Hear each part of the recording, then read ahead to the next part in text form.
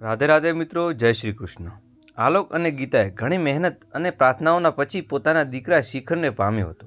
ધીમે ધીમે ગીતાને લાગવા લાગ્યું હતું કે તેના પતિ આલોક ધૃતરાષ્ટ્રની જેમ પુત્ર મોહમાં બંધાઈ રહ્યો છે, પરંતુ ગીતાને ગાંધારની જેમ આંખો પર પાટી નથી બાંધી।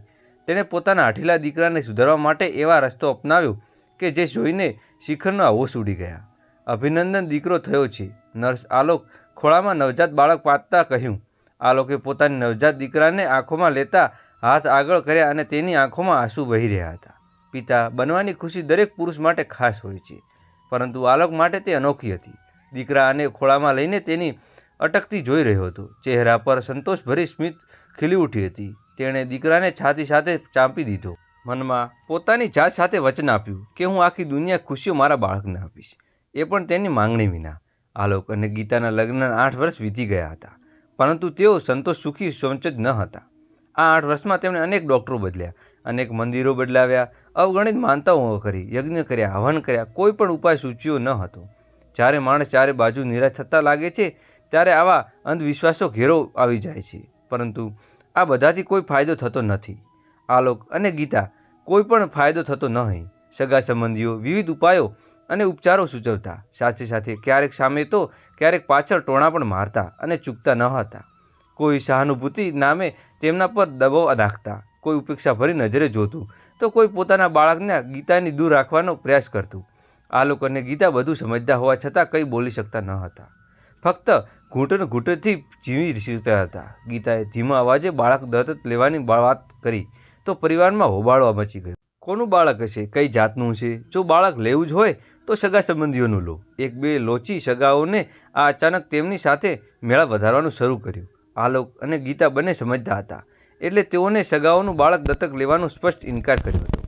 આ પછી તેઓ ટોણા ધીમા અવાજે મળવા હતા, હવે સામે મળવા લાગ્યા। બાંજે છે અને દવા ખાઈને અમારું બાળક આપવા માટે તૈયાર હતા, પણ ટીવી આ તો એડિટ્યુડ, એમનું શું, આમ કહી તેને નિસંતાન હતા। ગીતા આલોકની છાતી સાથે લાંબી રડી લેતી હતી, પરંતુ કોઈને જવાબ આપતી ન હતી।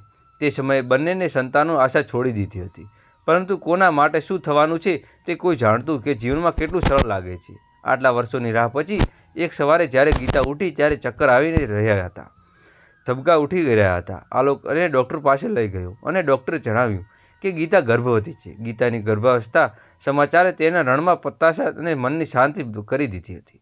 આખા 9 મહિના આલોકે ગીતાની અત્યંત કાળજી રાખી, નિયમિત તપાસ, ખોરાક, મૂડ, સ્મિત બધું સંભાળતો। આલોક દરેક વિષય ગણતો હતો। સગા સંબંધીઓના મોં પર તાળા વાગી ગયા હતા। આલોક અને ગીતા આખી દુનિયા હવે તેમના બાળકમાં સીમિત થઈ ગઈ હતી। જે બાળક માટે તેઓ વર્ષો તપસ્યા કરી હતી તે તેમની સામે હતું। ખૂબ ધામધૂમથી તેને નામ નાખ્યું, શિખર। આલોકે ઘરમાં રમકડાઓને ભરી દીધું હતું। સૂતા જાગતા શિખર જેના મનમાં રહેતો તે ઘરમાં તેટલો સમય હોય, શિખરને ખોળામાં રાખતો। આ બાબતે ગીતા સામે તેની ઘણી બધી દલીલ હતી। આલોક, શિખરને હંમેશા ખોળામાં રાખશો તો તે ચાલવાનું કેવી રીતે શીખશે? ચાલવા લાગશે, હમણાં હું તેને નીચે નહીં મૂકું, ક્યારે ઈજા થઈ જાય તો? ગીતા આલોકના વર્ણનથી ચીડાઈ હતી, પરંતુ આલોકનો પ્રેમ વ્યક્ત કરવાનો કોઈ રીત ન હતી। પરિણામે શિખરે મોડું ચાલવાનું શરૂ કર્યું અને પોતાના હાથે ખાવાનું પણ તેને 9 વર્ષના ઉંમરે શીખડ્યું હતું। એક દિવસ શિખર સ્કૂલથી પાછો આવ્યો અને બોલ્યો, મમ્મી, આજે મેડમ મને માર્યો। કેમ? મને સામાન્ય ધક્કો માર્યો હતો, કહીને શરાશરત ધીમી હતી। ગીતાને આ વાત સાંભળી ખૂબ ગુસ્સો આવ્યો, પરંતુ આલોક હસીને વાત ટાળી દીધી। હું આવતીકાલે તારા શિક્ષકને મળી આવું છું। આ સાંભળીને સુંદર બાળકને આમ ટાંકી શકે? આલોક, આ ખોટું છે, શિખરે ગલિત કરી હતી, અને તું તેને સહ આપે છે? ગીતા ગુસ્સેથી બોલી, પરંતુ આલોકે ગીતાની વાત અવગણી। શિખરે ખોળામાં ઉઠાવી લીધો। પોતાના સમય અને ગતિના આગળ વધી રહી હતી, અને સમય શિખર મોટા થઈ રહ્યો હતો। આલોક શિખરના મોંમાં નીકળેલી દરેક વાત પૂરી કરતો, અને યોગ્ય અને તે અયોગ્ય હોય એવું નહોતું કે ગીતા પોતાના દીકરામાં ઓછો પ્રેમ કરતી હતી, પરંતુ તે સમજતી હતી કે સારી ઉપેક્ષા અને શિસ્ત પણ જરૂરી છે, અને આલોકને સમજાવવી પડશે। પરંતુ આલોક ન તો શિખરને કંઈ કહેતો કે ન તો ગીતાને કંઈ કહેવા દેતો। આલોકના વલણને કારણે 14 વર્ષનો શિખર એક હઠીલો અને બગડેલો કિશોર બની ગયો હતો। પોતાની જીદ પૂરી કરવા માટે તે વધુ મહેનત કરવી પડતી। જે મિત્રો પાસે વસ્તુ જોતા તે તેમને જોઈતી। જો ગીતા ના પાડે તો શિખર જોરથી ચીડાતો, પાડતો અને હોબાળો મચાવી દેતો, કારણ કે તેને બાળપણથી જ મનમાની કરવાની આદત પડી હતી। ગીતા માટે આ અસહ્ય બની રહ્યું હતું, પરંતુ આલોક કંઈ કહેવા દેતો ન હતો। સાચું કહું તો આલોક પણ શિખરના હઠીલા સ્વભાવથી અંદરથી પરેશાન હતો, પરંતુ ધૃતરાષ્ટ્રની જેમ પુત્ર મોહમાં બંધાયેલો હતો. આવો મોહ સંતાનનો સર્વનાશ કરે છે, પરંતુ તે તેની સમજણ ન હતી આવતું. આજે શિખરના સ્કૂલથી પાછા આવતા જ સ્કૂલ બેગ એક બાજુ ફેંકી, જૂતા ઉતારવાનું ફરવાનું જાતે જ કર્યું. મમ્મા અને મોબાઈલ જોઈએ છે, તેના અવાજના વિનંતી નહોતી, આદેશ હતો. ગીતાને શિખરને તરફ જોઈ ખાવાનું પીરસતા કહ્યું, તને ફોનની શું જરૂર છે? તારા બધા મિત્રો પાસે ફોન છે, ફક્ત મારી પાસે જ નથી. ઠીક છે, મારો જૂનો ફોન પડ્યો છે, તે લઈ લે. જૂનો હું શું કહો છું? મારે નવો વાપરવા જોઈએ છે. મને નવો ફોન જોઈએ. શિખર ચીસો પાડતા બોલ્યો.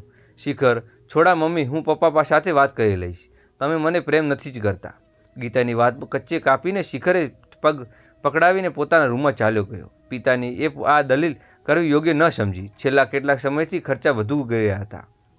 તેઓએ નવું ઘર લીધું હતું અને કારના હપ્તા પણ ચાલતા હતા. આવામાં બીજો ખર્ચો કોઈ ગુજારી શકતો ન હતો.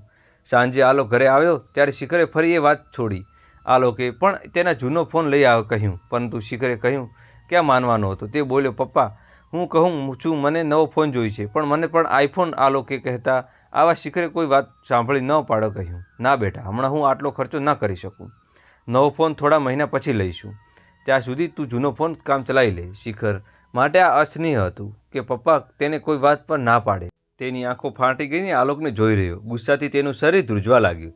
તેનો ચહેરો લાલ થઈ ગયો. એટલે તેને ફોન નથી લઈ આપતા. બેટા, મારી વાત સમજ, તું સમજબૂર છે. આલોકે પોતાની લાચારી વ્યક્ત કરતાં કહ્યું. ગીતા ત્યાં ઊભી બધું જોઈ રહી હતી અને આલોકનું દીકરાને સામે આ રીતે લાચારી દર્શાવતા બિલકુલ ગમ્યું નહીં.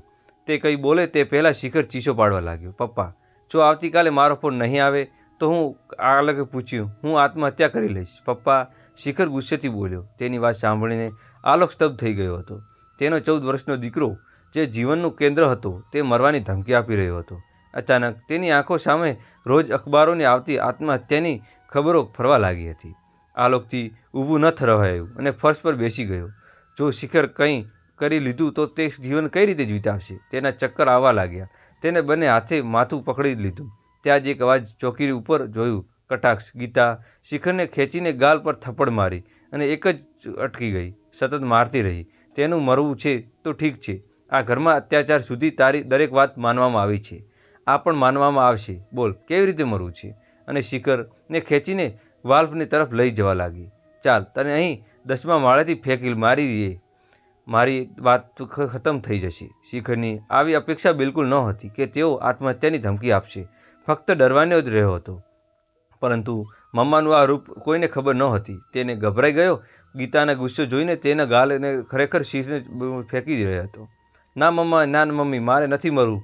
સોરી મમ્મા, સોરી. ગીતાએ શિખરને કોલર પકડી લીધા. કાને ખોલીને સાંભળી લે. આજ કહું છું, ફરી નહીં કહું.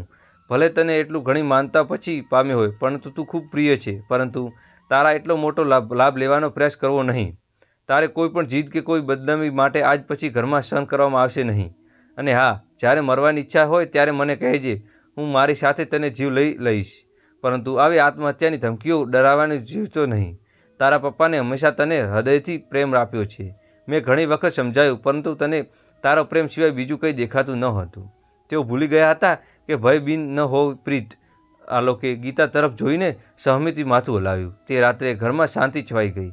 શિખર ચૂપચાપ પોતાના રૂમમાં બેઠો હતો. ગીતાની વાતોને અંદરથી અંદર હચમચાવી દીધી હતી. પહેલીવાર તેને અહેસાસ થયો હતો કે વ્યવહારથી તેના માતા પિતા કેટલા તૂટી ગયા છે.